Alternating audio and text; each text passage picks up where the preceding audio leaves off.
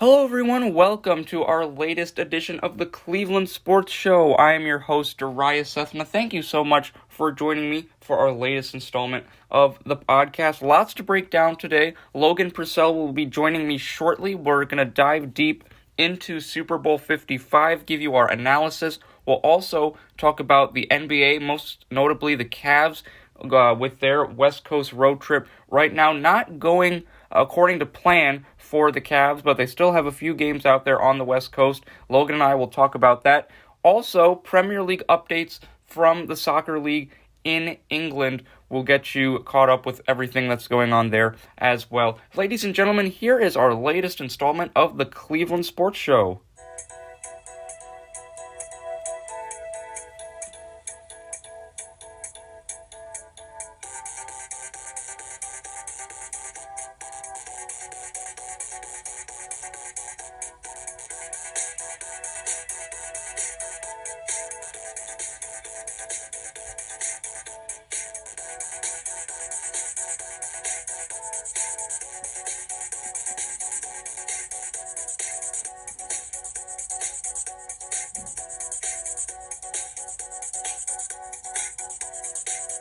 Ladies and gentlemen, this is Darius Sethna of NordoniaHills.news, and the Cleveland Sports Show starts right now. Hello, everyone. Welcome to our latest edition of the Cleveland Sports Show. I am your host, Darius Sethna, wherever you're listening, on Spotify, NordoniaHills.news, on the Nordonia Hills News YouTube page, or on my Twitter page. Welcome to our latest installment. So happy to have you. Logan Purcell will be joining me in a little bit. We'll talk about Super Bowl 55, the Cavs. It's going to be a lot of fun. First, though, let's get you your sports fact of the day. And I was just mentioning the Cavs. Let's go back to the good old days, shall we, when LeBron James was here. Today is February 13th, 2021. And on this day, 3 years ago, February 13th, 2018, Cleveland Cavaliers were in Oklahoma City for a matchup against the Thunder. This was the second game where LeBron had his new crew of players. Those players include Larry Nance Jr., Jordan Clarkson, Rodney Hood, George Hill. All new guys from the Cavs after that mega trade that happened in February of 2018. This was their second game together in Oklahoma City, their last game before the All-Star break in 2018. They defeat the Thunder in OKC by a final score of 120-112. LeBron James had one of his most memorable games of the season with 37 points, 8 rebounds, and 8 assists. So he was 2 rebounds, 2 assists shy of that triple-double. However, he did lock in 40 minutes of play, the longest number of minutes any Cavalier played in that game. On the Thunder's side of things, Paul George, Carmelo Anthony combined for 49 points. Steven Adams and Russell Westbrook combined for 43 points, but however, it was just not enough for the Thunder on that night in February. So how about that? Cavs with a big win against OKC this day 3 years ago. 120-112 was the final score, and LeBron James with a masterful performance. It's time for some Premier League talk. Fans, let's get you updated with what's going on with the soccer league in England, the Premier League. It's really like the NFL of England and soccer. Let's get you updated with these stats right now. Overall standings, Manchester City, they are in first place still with 50 points on the season, thanks to 15 wins, 5 draws, and 2 losses. However, we were talking about how it's the two Manchester teams who are the top two that did hold serve, obviously, for Manchester City. However, Leicester City has taken over as the second seed in the Premier League right now. Leicester City, in 24 matches played, have 14 wins, 4 draws, and 6 losses for 46 total points. A point behind them is Manchester United, who was in second place. They have 13 wins, 6 draws, and 4 losses on the season. Liverpool comes in at fourth place. They have 11 wins, 7 draws, and 6 losses on the season for a total of 40 points. Chelsea come in at fifth place, 11 wins, 6 draws, 6 losses for 39 points. West Ham and Everton round out the 6th and 7th seed for you. West Ham with 39 points, Everton with 37 points to round out our top 7 teams in the Premier League this week. The standings are live right now because we have live games going on. Earlier today, Leicester City defeated Liverpool by the final score of 3-1.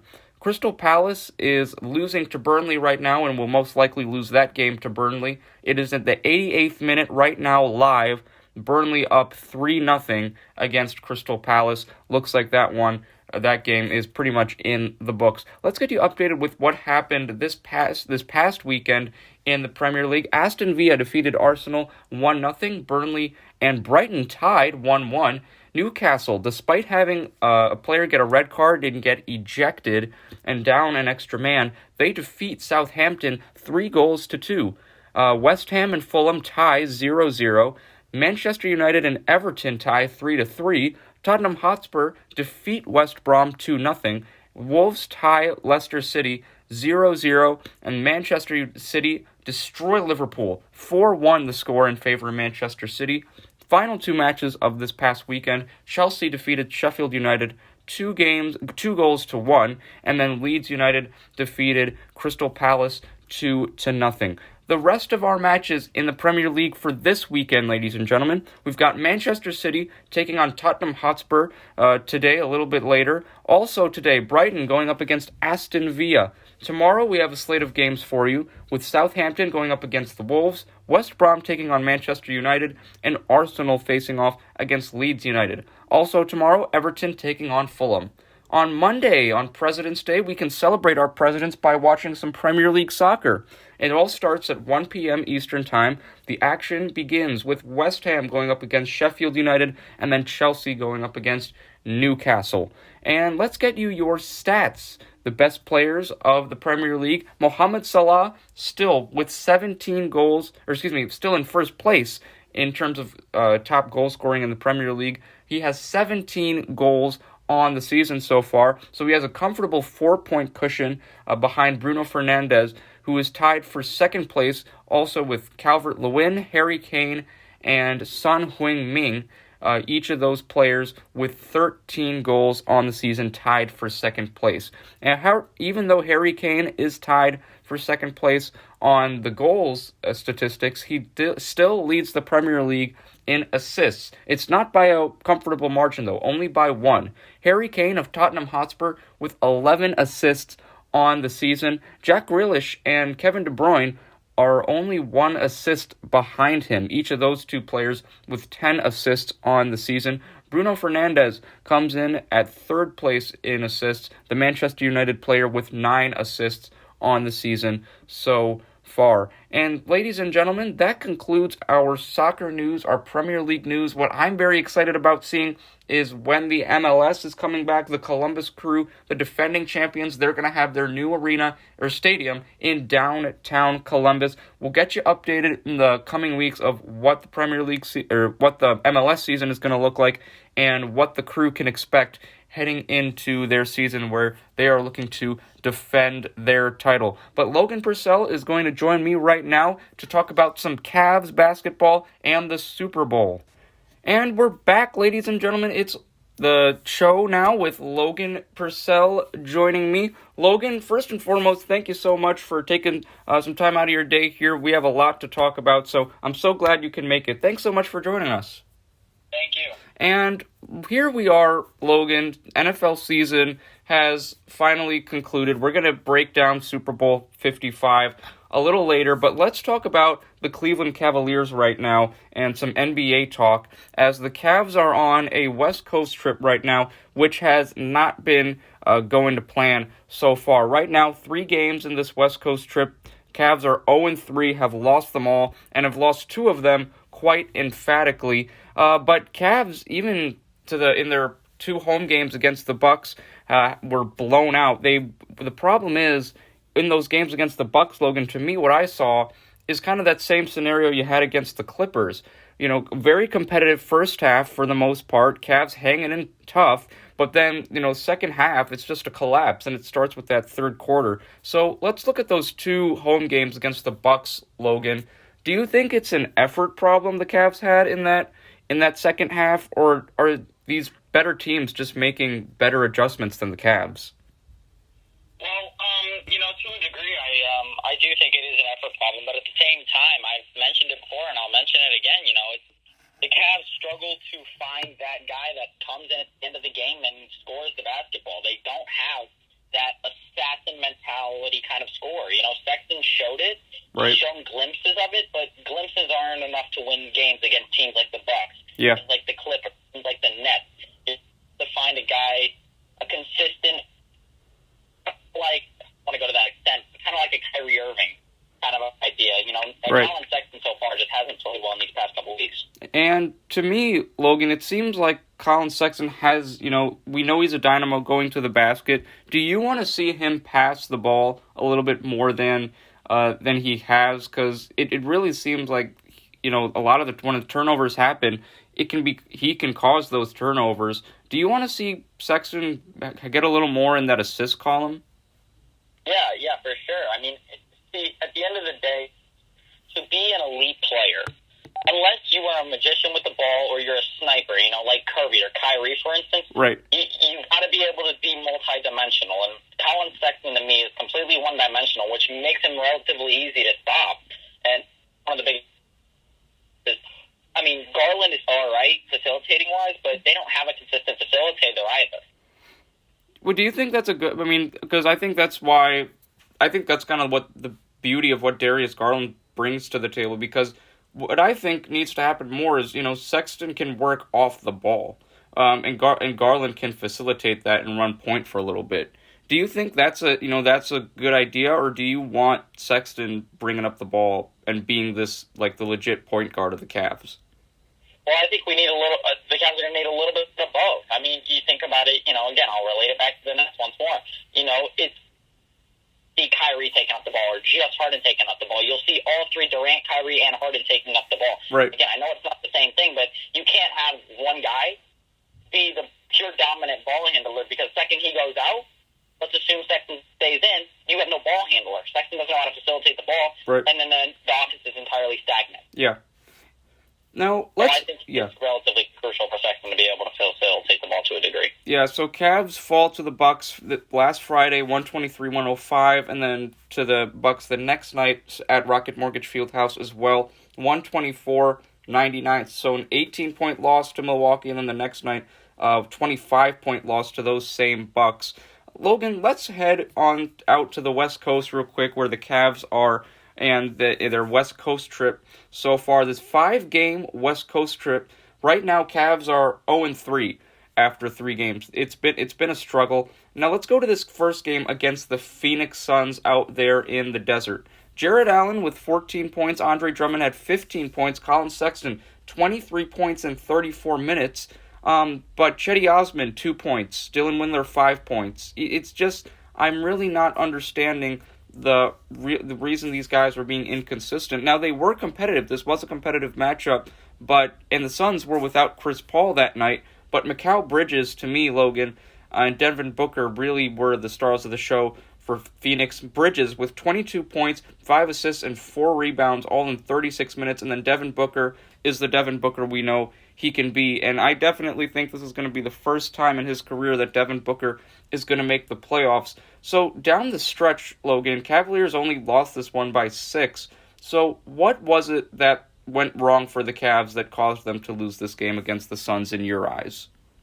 In my eyes, it's got to be, the issue of, the first-round draft pick for the Cleveland Cavaliers, Isaac Okoro. I've mentioned it, about how if he doesn't play and defend the number one guy, well, what's the point? It was kind of a useless pick. They clearly didn't draft him for his ability to score the basketball. Yeah. He's inconsistent there. And, they drafted him for his lethalness defensively. And yet, Devin Booker was 4 points shy of a 40-point performance. Right. And to me, that is just unacceptable. And I understand, the inconsistencies offensively off the bench. Torian Prince leading the way with 13, but I understand entirely the inconsistency. But this Cavs, every team has their identity, and I don't think anybody in Cleveland looks at the Cavs and thinks of a high octane. You're going to have 4 guys scoring 20 plus offensively. They're a very grit and grind defensive minded team, but when they don't perform defensively or they can't stop the number one guy to under 30 points, they're just not going to win games. And, to me, they also just don't have that pure facilitator. Even without Chris Paul, the Suns still were able to, get the job done. They didn't have Jay Crowder either, but it just seems to me that the Suns have a chip on their shoulder as well coming into the season. They won all their 8 games in the bubble last year, we know, Logan, and they still weren't able to make the playoffs. So I think also, Phoenix just in general, they want to make some noise because the Suns really, let's be honest, haven't been relevant since Steve Nash was there and Amari Stoudemire were there. So I think you have that chip on the shoulder as well. And the Suns have more veterans. You're talking about Devin Booker, each one more. DeAndre Ayton is not a veteran, but he's coming out. Same with Mikal Bridges. He's coming out and really, showcasing his talents. And this guy, Javon Carter, I like this guy for the Suns. A backup point guard, didn't have a stellar game against the Cavs. Only 3 points, 2 assists in 19 minutes. But to me, it just seems like he's a steady point guard, and he really does a good job just making sure everyone's calm out there on the court and having good control of the game. Logan, your thoughts on the Suns. Where do you kind of see them? Where do you see Phoenix being in terms of a playoff spot this year? When it comes to the playoffs, when I look at the Suns, I see kind of similar to what I look at in the Bucks.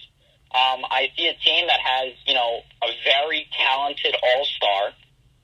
They have a very good second guy and a bunch of okay role players, right? I mean, you got a guy like Devin Booker. That's their A guy, clearly. Right. Chris Paul's a really solid number 2. But when you go off of that, Todd Ratings had a great year, but I would never call him a number 2 guy on a playoff championship contending team. So to me, I look at them kind of like the Bucks. I see them maybe coming in at a 5 or 6 seed at the end of the day. I know they've had a great start to the season, but we're talking about, it seems like for the first time in a while, both the East and the West during conferences are absolutely stacked. Yeah. Top heavy. And right. To me, I don't see them being more than a top, maybe 5 or 6 seed. Yeah, I would definitely have to agree with you on that one. I definitely think they're going to need a couple more pieces, but I like the way they're playing right now. It looks like Monty Williams really has this team locked in, especially on the offensive side of the ball when you have Chris Paul. Let's move on to the Cavs' next game, Logan, and ladies and gentlemen, Logan Purcell, Nordonia freshman, joining me for this week's edition of the Cleveland Sports Show. Let's move on, Logan, to the Cavs game against the Nuggets, where this was the complete opposite, non-competitive from the start. The Cavs were down by 21 at the half. It was just, I don't know if it was the altitude maybe, because the Cavs were in Denver taking on the Nuggets, and I guess maybe they had too many Nuggets before the game because they just did not, they looked very out of sync in this one from the start. Nuggets doubled up on the Cavs after one quarter. 34-17 was the score, and the Cavs were outscored in every quarter in this game by Denver. Outscored by 13 in the third quarter, outscored by 4 in the fourth quarter. Isaac Okoro only 10 points and 2 assists. Jared Allen was the high leading man for the Cavs on Wednesday night against the Nuggets. He had 18 points and 10 rebounds for that double-double. On Denver's side of things, Michael Porter Jr., strong showing with 19 points, 5 rebounds, 2 assists. Paul Millsap, 22 points, leading scorer for the Nuggets on Wednesday night. Millsap also with 3 assists, 4 rebounds, all in 27 minutes. Nikola Jokic didn't have to do anything special, only 12 points, 12 assists for him. Jamal Murray, only 8 points, Logan. I think this is something kind of a discussion point. Jamal Murray, only 8 points. And we saw Jamal Murray, he was probably easily one of the top 5 best players in the bubble last season down in Orlando. What do you think's going on with Jamal Murray this season so far? Well, one of the things they talked about in the bubble was the difference of the way that the hoop looked. Compared to being in an NBA arena, when the wall is closer to the back of the backboard, your perception of how close the hoop is to you is a bit different. And when you look at Jamal Murray, don't get me wrong, athletic point that we have in the league right now, but I look at him more primarily as a shooter. He's a guy that will shoot over you. He'll shoot around you. He'll find a way to get open shots. And, one of the things, he hasn't taken many shots either. You see, he only had 8 points, but he also only took 6 shots. Right. It's not like, 1 for 10 and, a bunch of free throws. He only took 6 shots.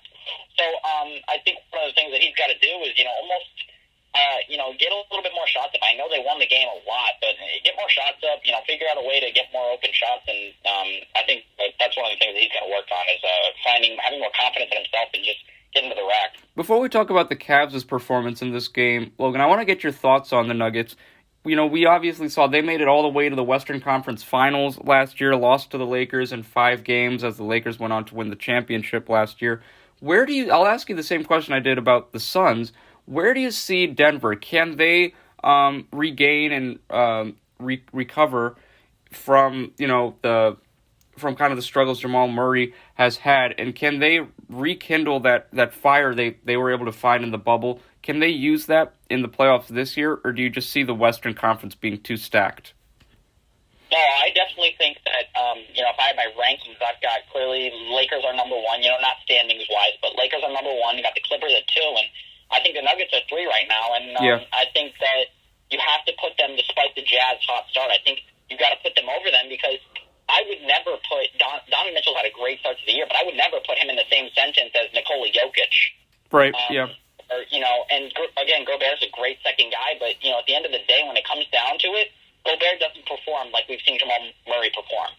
And to me, I think that out of all the teams, minus the Lakers, I think the Lakers are a clear favorite over the Clippers, but out of all the teams, I think once again, the Nuggets are the best team that have the best chance to beat the Clippers in a 7-game series come playoff time. And it's going to be interesting to see, can the Nuggets do it again? Can they pull off that, another upset? Because they're definitely going to be underdogs in a playoff series sometime down the road when the playoffs start. So it'll be interesting to see will Nikola Jokic and everyone be able to recapture that form that they had in the bubble last year. Let's go to the Cavs' performance in this game. Obviously, they lost 133-95. If we look at the box score here, Logan, as I mentioned, Jared Allen, leading scorer of the Cavs, 18 points, 10 assists, 2 assists, 18 points, 10 assists, or 10 rebounds, 2 assists. Gets confusing a little bit, my bad. Andre Drummond, though, only 4 points. I know he's going up against Nikola Jokic, and Sexton, only 4 points. And it's not like Sexton got hurt. Sexton played 29 minutes. That's like the normal amount he plays around there, and he only had 4 points. Darius Garland, only 7 points. I mean, I think my starting backcourt with my NYB team can score more points in a game than that, and that's just not what we're used to seeing from Sexton and Garland. What were your thoughts on this Cavs performance? Because I really feel like this one was definitely an effort problem. If the one against the games against the Bucks were an effort problems, this one certainly Wednesday night was an effort problem because they just never locked in this game. Yeah, I'll start with Andre Drummond. You mentioned him playing against Nikola Jokic. My argument to that would be no one who's ever watched the NBA will ever tell you that Nikola Jokic is a defensive issue. I mean, I promise you, no one looks at Nikola Jokic like they look at a Rudy Gobert or a Giannis Antetokounmpo. He's not getting 4 blocks a game. Yeah. He's not, of course he's 7 foot, so of course he's going to be a factor defensively, but, it's not like, Andre Drummond's averaging over 15 points a game with, 15 rebounds. So right. At the end of the day, Andre Drummond should be scoring more than 4 points. And it's not like the same situation where he only took, he shot 3 of 6 like Jamal Murray. He shot 2 of 7. Yeah. So, he's shooting pretty far under 50%. And to me, that's just kind of a pathetic performance from Drummond. And to be honest with you, there's just kind of no excuse for that. And then probably even bigger than that for me is the rebound factor. He only had 6 rebounds. Yes. Which is not even half of what he averages. And then, moving on to Sexton, I understand you're playing against Jamal Murray, and Jamal Murray's a dog defensively. I mean, I think he's one of the most underrated guard defenders in the NBA. Yeah, absolutely. You shoot 1 of 9 from the field, and your plus-minus was a -27 on the court. Yeah. To me, that is just unacceptable, and, I completely take back any remarks I made about Colin Sexton continuing, maybe to show being an A-plus player, because right now, that performance wasn't even a C-level player. And to me, Logan, also, we were mentioning Drummond, 7 shot attempts, Sexton, 9 attempts, so they only combined for 16 shot attempts. To me, that also seems like a lack of aggression, maybe even a lack of energy. Do you agree with that, Logan, that they need to if, let's say Colin Sexton, took 30 shots and, missed a few, missed a few free throws, all that kind of stuff. Only finished the game with maybe like 6 points, okay? But he took those 30 shots. We would criticize him for only those 6 points, but okay, you took 30 shots, so you were locked in, you were aggressive. You can't say that about this game. Was that something you kind of used when you do your analysis of these games as well, that aggression factor and the amounts of shots that a player takes, Logan? Yeah. I think when it comes to the criticism, at the end of the day, someone could score 40 points. Bradley Beal can score 40 points in a game, but if he loses, we're going to criticize him for losing and not being able to lead his team to the victory. So, right. The same scenario as you mentioned, Colin Sexton takes 30 shots and scores 6 points, or if he scores 20, we're going to say that, it took you 30 shots to score 20 points. So to me, that's what separates the great players from the good players. A guy like, for instance, Kevin Durant, right? If he's cold, if he's, 2 for 10 to start, he'll end up with 30 shots. Yeah. Because he doesn't care. He understands that at the end of the day, any team that he's on, he's their best chance to score the basketball every possession down the floor. And to me, it's the same situation with Cleveland. I can't honestly say that there's any scorer that's even close to Colin Sexton in Cleveland. Because to me, there isn't.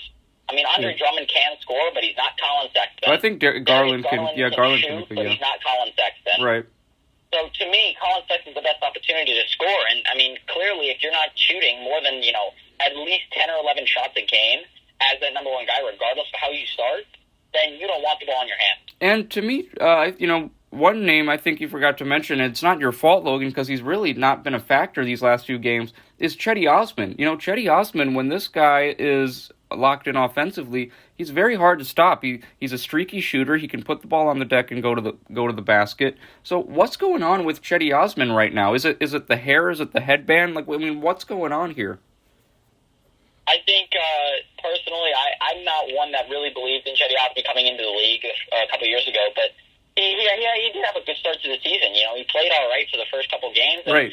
I think that he stopped his streak. He was streaking a little bit. He had a great couple weeks where, he got 20 in back-to-back games a couple weeks ago, and I think he kind of cooled off. And I don't know, maybe it's just the fact that J.B. Bickerstaff has kind of leaned more on Colin Sexton, and now it's become a little bit more of the Colin Sexton show than the real Cavs game. Right.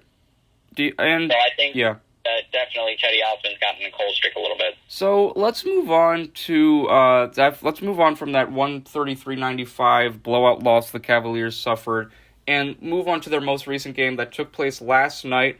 That 10 o'clock start. So I would completely understand if some of you guys fell asleep during the Cavs game, because it did take place late.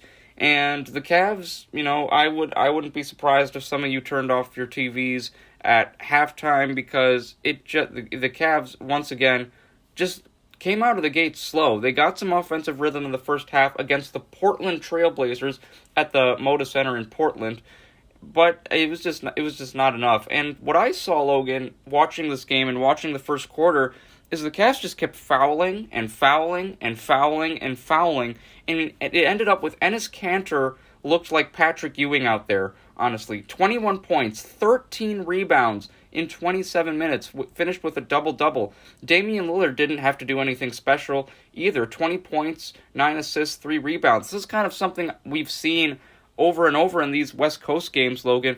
The star players of the teams the Cavs are facing aren't going out there and having to drop, 40, 50 points, not even 30 points. Damian Lillard, we know this is a guy who can average 30 in his sleep, and he didn't even, need that. 30 minutes of play for Lillard, only 20 points, as I mentioned. But, as I mentioned, Cavs had some offensive rhythm in the first quarter, but second quarter they conceded 39 points, and the Blazers just never looked back on this one. So, Logan, overall thoughts on this game. Isaac Okoro did not score at all in 27 minutes. Taurean Prince only 4 points. Sexton and Garland had better games. Sexton had 25 points in 41 minutes. 17 points, 4 assists for Garland in 33 minutes. So this was a little bit of a better performance. Cedi Osman, 0 points. What did you see from the Cavs in this game? I know a lot of Cleveland fans are going to hate me for this, but see move on from Andre Drummond. Could you repeat that again, Logan? Sorry, we had you cut out a little bit. Oh, okay. Yeah. All right. But I think it's time to move on from Andre Drummond. Okay. I think that, at the end of the day, he's got a huge contract on the books. You're losing time giving a 23-year-old Jared Allen, who, mind you, had 22 points Right. in that, shooting 7 of 12. Yeah. I think it's time to move on. I think it's time to move Andre Drummond, get some value back. I with the Cavs team, the way that they've played on this series, or this little trip, they haven't. If they play like anything like this, they're done in 4 games, assuming they make the playoffs at all. Oh, I don't even think they're going to make the playoffs. And I think their playoff hopes are pretty much gone now. I mean, they're 10-17. They're 10-17 now. And, we talked about the East being stacked. I don't know about you, Logan. I'll let you continue on, but I'm just thinking, I think playoff hopes are pretty much over at this point for the Cavs. Yeah. And I think that the Cavs 2 big-time moves before this trade deadline comes up, and that they got to get Kevin Love's contract off the books. Over $28 million a year is unbelievable. They have no flexibility. None. Yeah. And then, Andre Drummond, he's played well this year, but I can't right now. He's too much money to pay on a team where he's not going to even compete.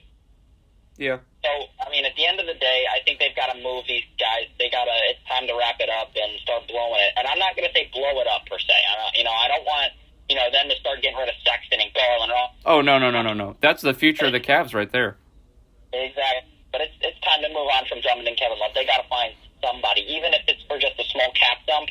They got to do something, because this is just getting out of hand. Yeah, and I've been on the record saying this. I mean, and you've heard me say, we talked about this as well at the beginning of the year, Logan. I thought that the Cavs needed to trade. They needed to trade Kevin Love to the Clippers and get back Marcus Morris, because, yes, Marcus Morris isn't, young or anything, but he instills that toughness. He's a great veteran leader. He doesn't miss games, because of a toe injury. Let's be quite honest here. I understand. Yes, Kevin Love is a great basketball player when he's on, but he's just not playing. He's not even he's not even on the court. He's not traveling with the team. And I guess we could understand now with COVID protocols.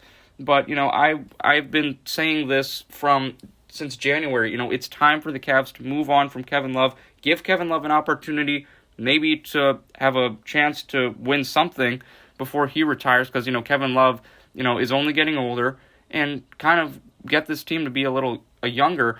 And this was just a really tough game, a tough pill to swallow last night. But let's go on Portland's side of things for a quick minute here, Logan. As I mentioned, Damian Lillard only had 20 points, but it really was the Enes Kanter show if you think about it. Carmelo Anthony has been playing really well these last few games for the Blazers. I'll ask you this again. In the Western Conference, Logan, where do you see Portland? Right now, they're 15-10, 15 wins, 10 losses. What do you see them doing? Do you see them moving past the first round?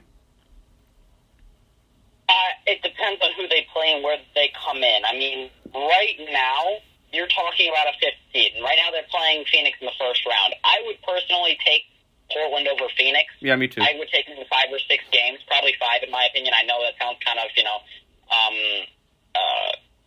inaccurate, but to me, I just don't see Damian Lillard going to more than 5 games against an unproven Phoenix team. Right. But I believe personally that they will move up to 4, and you're gonna see. I think you'll see.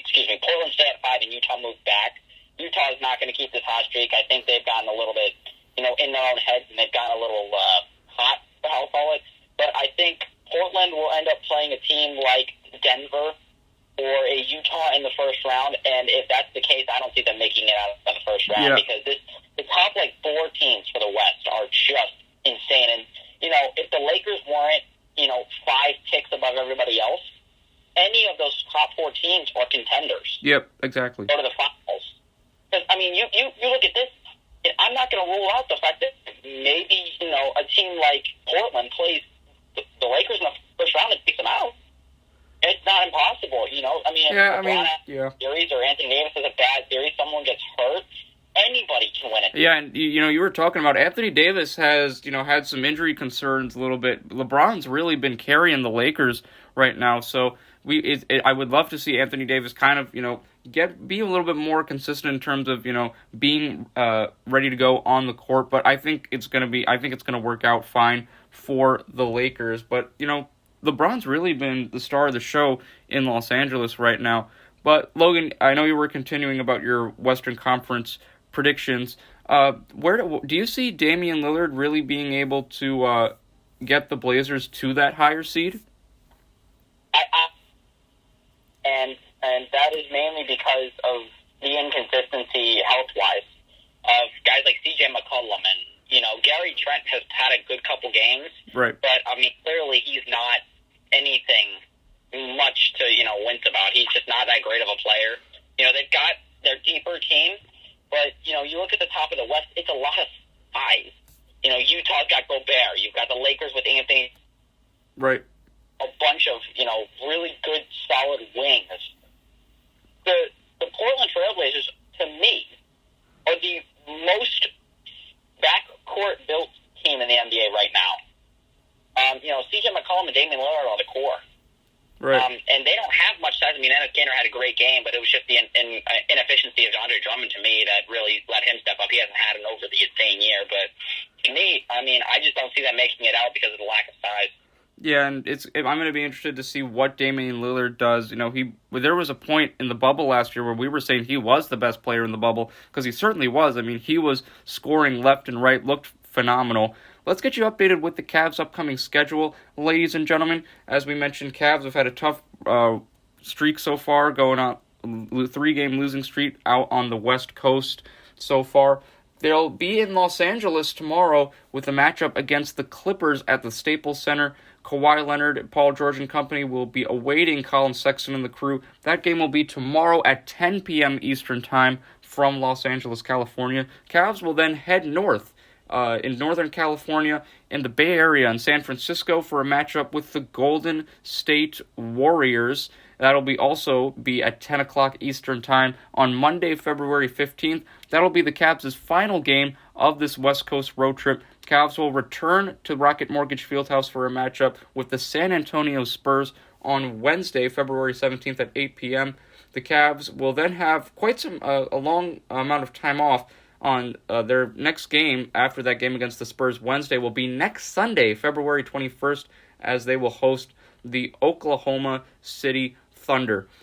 To conclude this West Coast trip for the Cavs, Logan, what do you want to see? I know they're going to be playing some tough teams. They've got the Clippers and the Warriors, but what do you want to see from the Cavs as they conclude their West Coast road trip? I'm not as interested in the Cavs' performance anymore. It was a little bit interesting to watch them play because you saw them maybe as an 8 seed coming in, right. Give them a chance to give a team like Brooklyn or a Sixer team a run for their money. Unlikely, but possible. But now I'm very much player based. I want to see Jared Allen step up and play well because I'm a believer in the fact that if Jared Allen comes up in the next 4 or 5 games and averages over 15 and 10, I think that's the finishing touches that the Cavs need to, finally start shopping Andre Drummond and making some moves. And it's going to be I'm going to be very intrigued to see, can Andre Drummond bounce back? Because they're going to be going up against, Serge Ibaka. I'm unsure if James Wiseman is going to be back for the Warriors, but that's certainly, a tough task to handle when it comes to all the shooting that they have. So, going to be super excited to see how the Cavs really can perform against, these upper echelon teams of the Western Conference.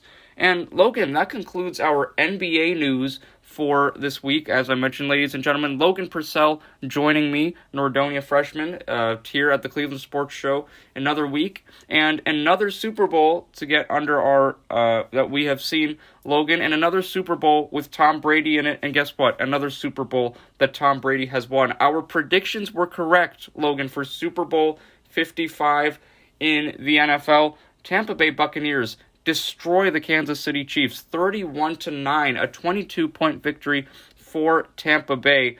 Kansas City went up 3-0 with a field goal early in the first quarter, but from then on, it was just Tampa Bay putting on a show. Tom Brady, I think we can call him the GOAT for sure. 21 for 29, 201 yards, threw for 201 yards, 3 touchdowns as well. Tom Brady, more Super Bowl appearances than any other team, and also 7 rings, more than any player in NFL history.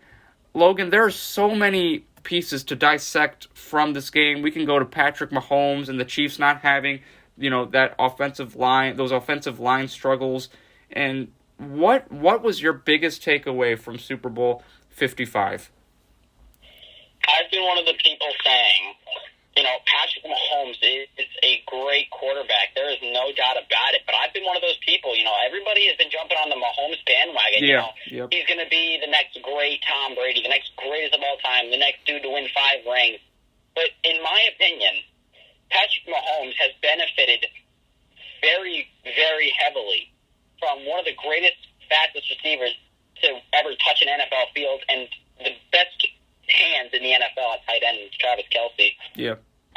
And to me, I think finally we're going to see people truly understanding that maybe, just maybe, we might see a little bit of some downfall of Patrick Mahomes, and I think we're going to stop seeing the bandwagoning coming from so many people of this great quarterback. Well, I think he's still young, though, Logan. So, I mean, can we really say downfall? Maybe he'll have a chip on his shoulder, and I think we'll see maybe like a resurgence, but I think he's still young, so I wouldn't say downfall. What are your thoughts on that? I just wanted to clarify that. Yeah, and what I mean more downfall-wise is by popularity.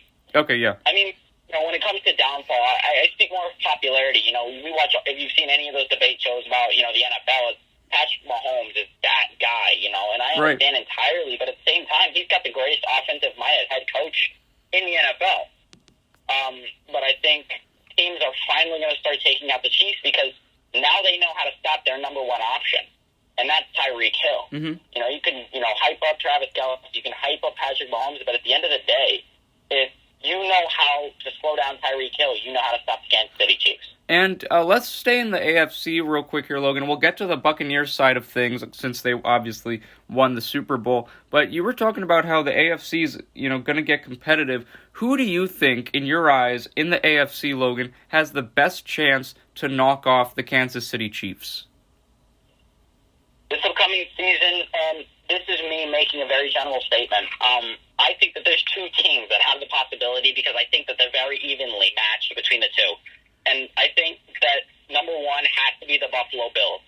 I mean, Josh Allen played out of his mind this season. I mean, he was easily a top 5, if not top 3 quarterback this season.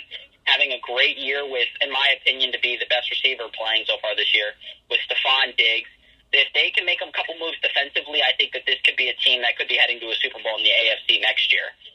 And believe it or not, the other team that I think has the best chance to knock off the Kansas City Chiefs next year is the Cleveland Browns. Yeah, I mean, yeah.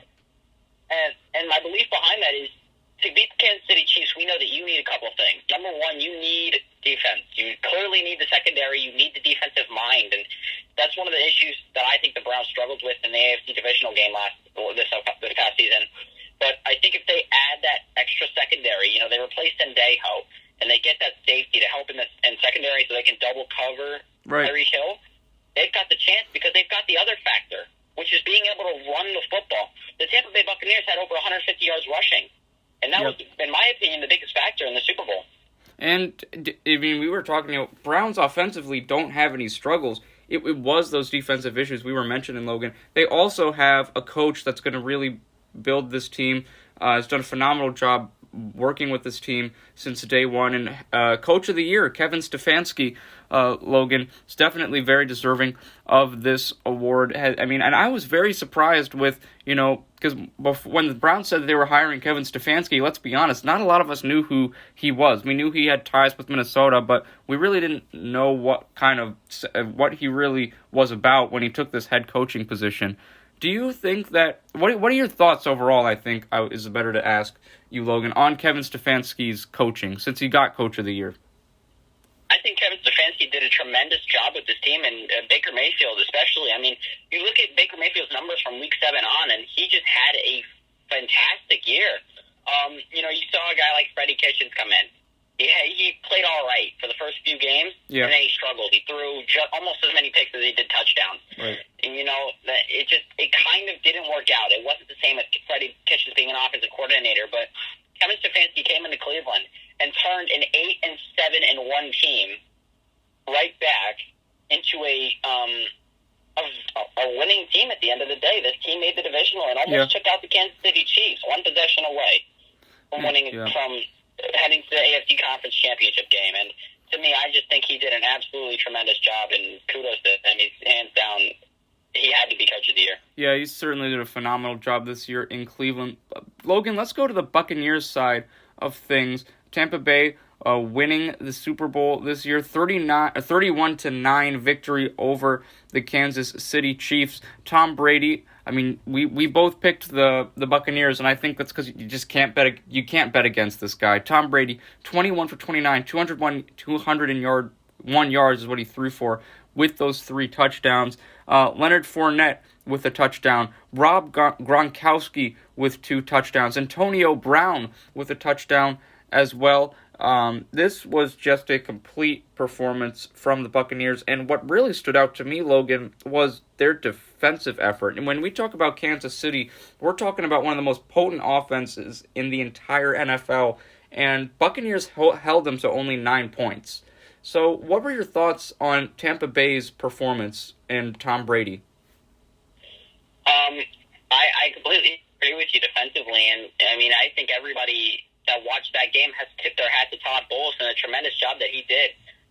He put 2 guys. He had the courage and the audacity to put 2 guys on Tyreek Hill and still find a way to cover Travis Kelce, despite him having all of those 133 yards on 10 receptions. None of them made a difference. Yeah.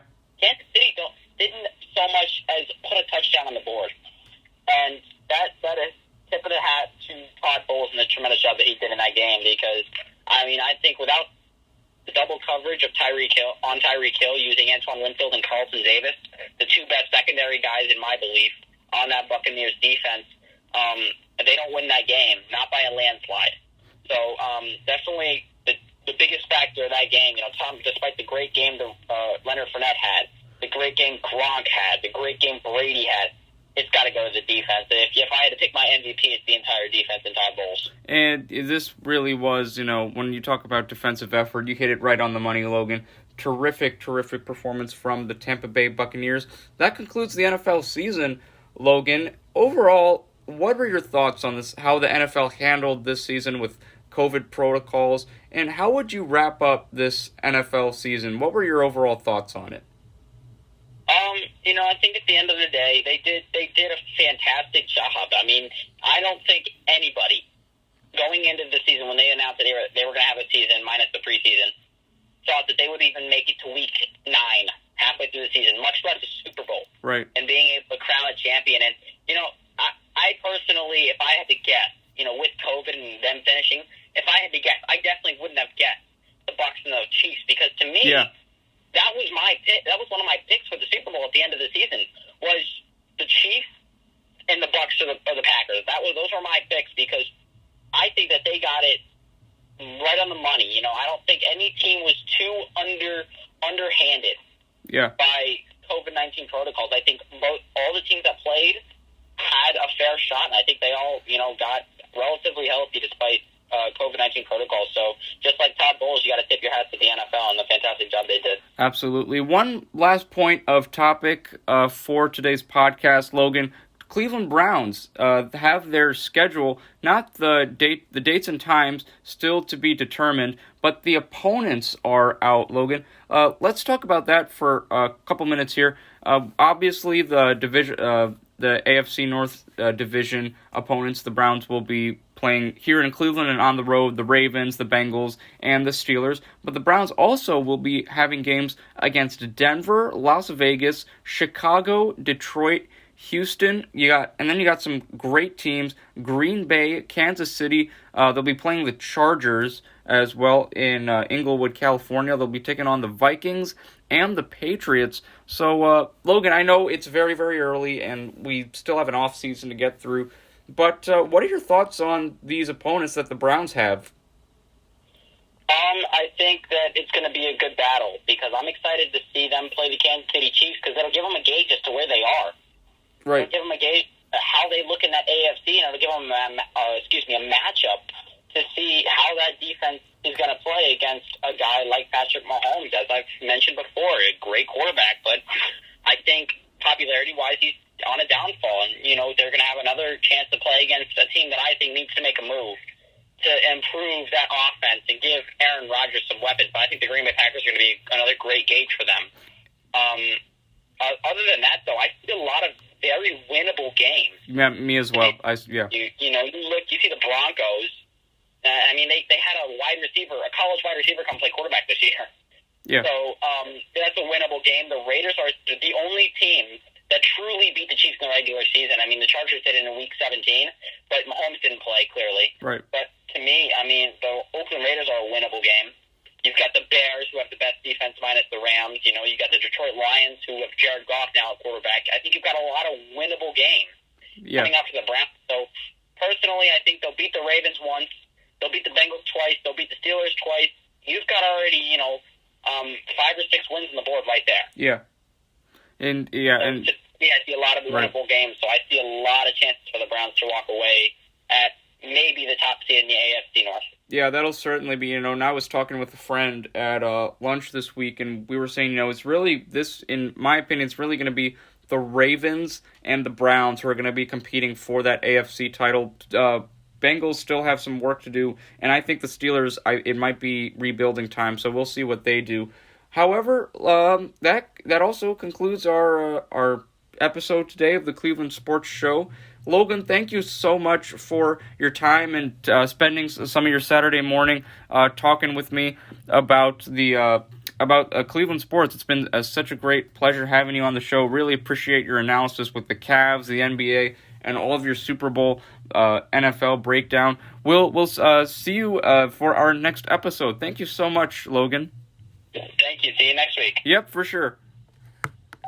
And, ladies and gentlemen, you just heard me getting off the phone with Logan Purcell, which means that our show has concluded this week for the podcast. But you're probably wondering, Darius, I loved that podcast so much. Why are you taking it away from me? Please don't do this to me. Well, guess what? You have more Cleveland Sports Show episodes on NordoniaHills.news if you'd like to listen to them. As I mentioned, on NordoniaHills.news, go to the Contributors tab and click my name. My name is Darius Sethna. It's spelled Darayussethna. Once you click on my name, you'll be able to access all of my episodes to the Cleveland Sports Show. You'll also be able to check out my broadcast of Nordonia Hills basketball. Had a wonderful halftime ceremony, little tribute for me last night. It was my last game. Very special thanks to Mr. Faust of Nordonia Hills Schools and the high school for announcing such a fantastic tribute. That was really an amazing surprise. So once again, thank you to Mrs. Julie D'Aloiso for getting all of that organized. You'll be able to see basketball broadcasts, as I mentioned, as well as some articles I've been writing these last few months about the Cavs, and I did some player bios over the summer as well. Additionally, you can find the Cleveland Sports Show on Spotify on the go. And you just type in my name. It's spelled Darayussethna. From there, you'll be able to access all my episodes to the Cleveland Sports Show. The Cleveland Sports Show is also on the Nordonia Hills News YouTube page. Very happy to announce that we have another source for you to watch or listen to the Cleveland Sports Show. And finally, make sure you check out my Twitter account. @Nordonia Sports is my Twitter handle. I post all of my work on there as well, all the Cleveland Sports Show episodes, the basketball broadcasts, and any other links you may need that will take you to my work. Ladies and gentlemen, that concludes our episode this week of the Cleveland Sports Show. Thank you so much for joining me and taking some time out of your day to hear the latest of what Cleveland Sports has to offer. Have a wonderful weekend, everyone. We will see you for our next episode. Take care.